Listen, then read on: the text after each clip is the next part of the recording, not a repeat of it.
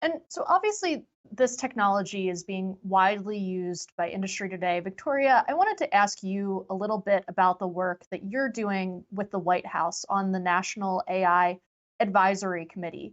Could you tell us a little bit about that committee and what your goals are, given the many different ways AI is transforming the US economy today? Sure, I'd be happy to. Kat, it's wonderful to see you. And I'll talk a little bit about what's happening on the advisory committee.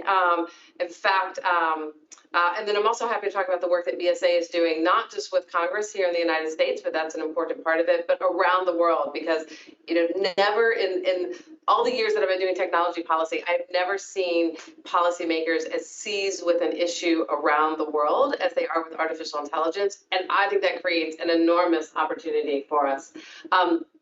So I'd love to come back and talk a little bit more about that. But in terms of the President's AI Advisory Committee, the National AI Advisory Committee, I have the pleasure of chairing the International Working Group of the committee. And the committee is actually going to be all convening together in Washington on Wednesday, so the day after tomorrow, for a public meeting on November 18th and November 19th. So I would encourage you and any member of the public to attend. There are various working groups and sort of strands of focus in the advisory committee, including generative AI. But I would say at a high level, our mandate is to give advice to the administration and to the president.